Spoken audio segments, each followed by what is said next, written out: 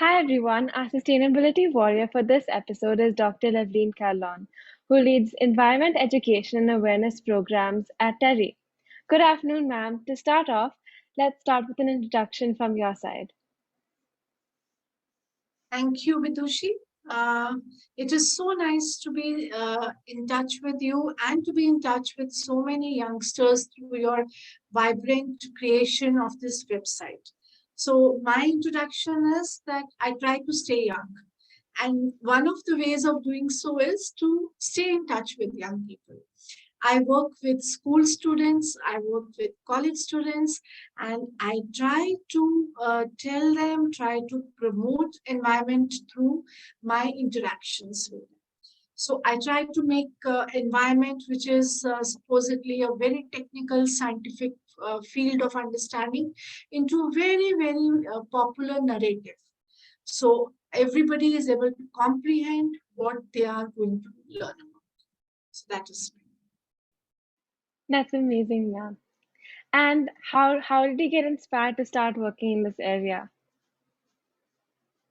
Okay, I did my master's in sciences, my MS in plant sciences, that is botany. And I was supposed to be doing my doctorate on bacteriovorous planktons. So from there, it was a very, very sudden shift how I got into popular science and citizen science. I joined a group that was working on popularization of oceanic sciences. So there, from once I entered that popular science form of work, I realized this is where I need to be because I thought like I have a very, very strong flair of writing creative notes to be able to communicate and link with my audience. And what better audience there is than children?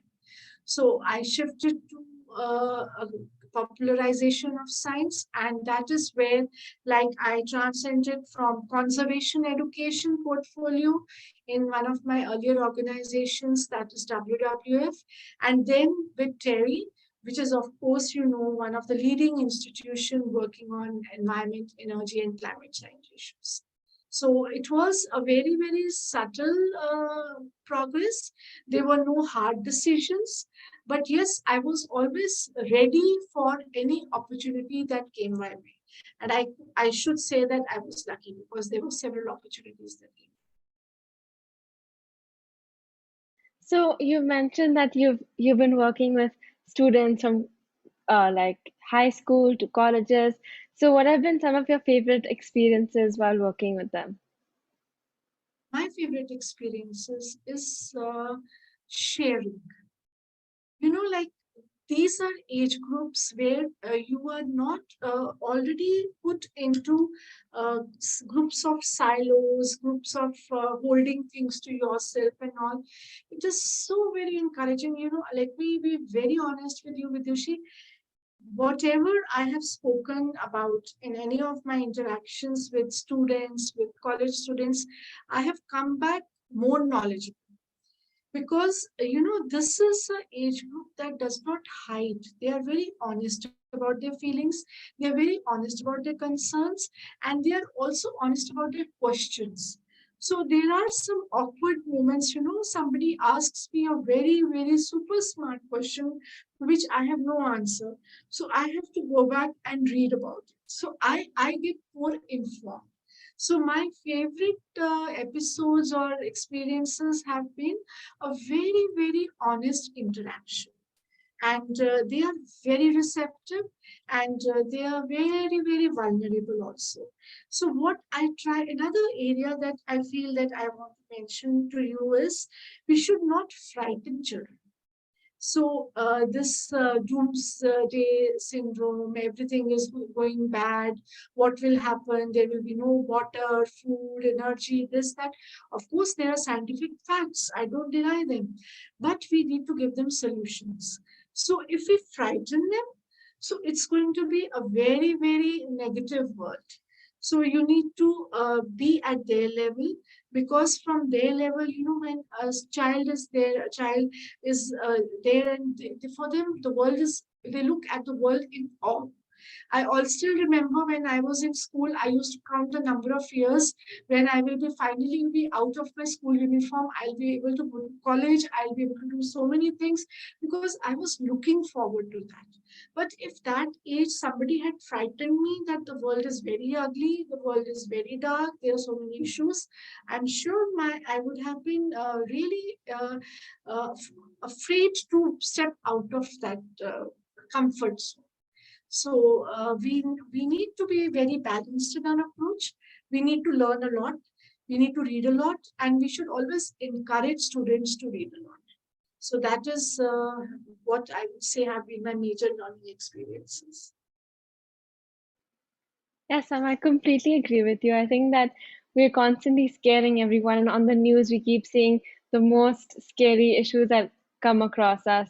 So I think it's very important for us to also make students, well, let them know about the various opportunities that are available and how we can help solve the problem. I think that's the most important, that they know there's hope, they can actually do something.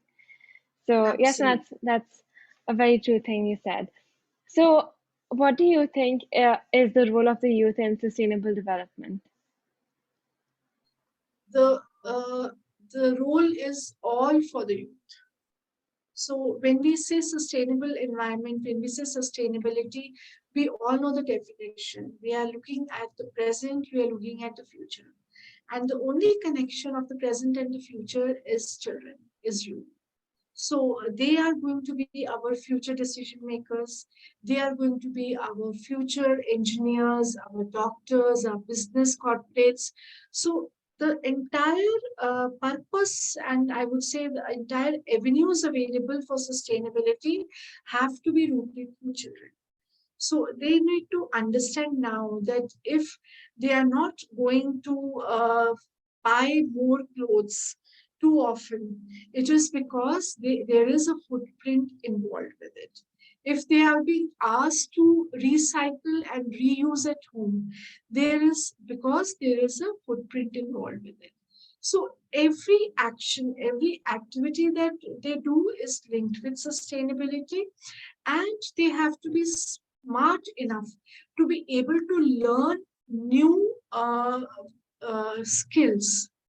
Whatever skills are available now, whatever job opportunities are available now, are going to be, most of them are going to be redundant in future. So this is where an opportunity to learn about green skills, being more entrepreneuring, then getting into apprenticeship is something that they should positively embrace. So they should not shy away from learning skills, from attending different conferences. Give yourself maximum exposure. You have the internet, you are there on so many platforms. So learn more, connect with other students, and the maximum knowledge gain can be from peer to peer exchange. Don't hesitate to share whatever you know with your friend, and in exchange you will learn 10 more things. So this type of open exchange of ideas, sharing positivity is what is going to be beneficial to everyone. And that is what I would say is the connection between youth and future and sustainability. Yes, ma'am. Thank you. Thank you so much. It was really nice talking to you. My pleasure. All the best.